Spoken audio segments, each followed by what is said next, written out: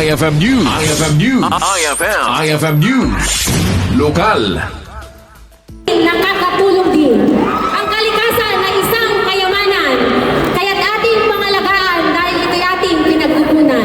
Kay Zolin Biadres, 36 years old, representing Cluster 1. Nagbalin ang modelo ti sumagmamano a Benepisiario ti 4-piece iti syudad ti Lawag iti panangi parangarang kadigiti kawes anaramid manipod kadigiti recycled ken indigenous materials iti naangay nga Eco Couture Fashion Show iti dakkel amol iti syudad. Segun ken ni Miss Mylene Pascual mangidadaulo ti City Environment and Natural Resources Office daytoy ket paset ti Alisto 2026 Eco Couture Fashion Show ang naggapo iti panggep ang mangitag ay iti panangusar kadigiti recycled ken lokal a materyales. Tayo iti Alisto 2026 Eco Couture Fashion Show Showcase. Ito yung apo ket i-showcase tayo digiti recycle, reuse nga fabric, ken digiti indigenous materials nga kapo iti Lawag City. Babainmet lang dito yung kunata yung solid waste management in partnership dito yung apo with DSWD 4-piece recipients or beneficiaries. So isuda po iti ag model kadetoy aramiden inaramid nga badbado ken i-showcase tayo meten apo featuring the Mrs.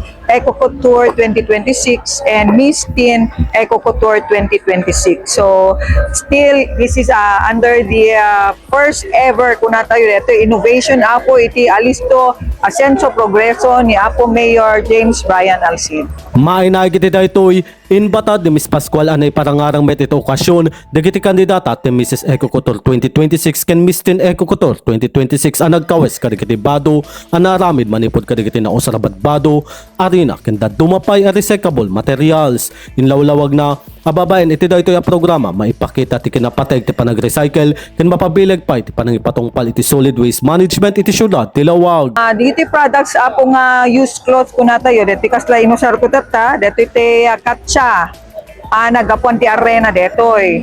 Digiti nagtastasan tayo iti nadadait nga inabel.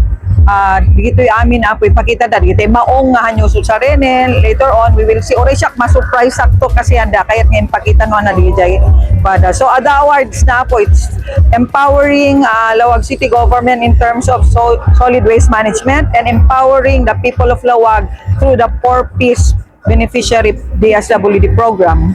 So amin dito agjive apo in sustaining the solid waste management. We empower the 4-piece di personally da makita tayo ti talento da ti kinalaing da. Dito 4-piece beneficiaries iti 7 clusters iti Lawag. Kabayatan na inayon ni Miss Pascual ada kiti mangabak iti nasa unga aktibidad ket makawat iti cash prizes at 3,000, 2,000 ken 1,000 a pesos kastamet dagiti trophy, sash ken certificate. Para iti IFM News, Idol Rain Santos tatak IFM IFM News. IFM News. IFM News. Lokal.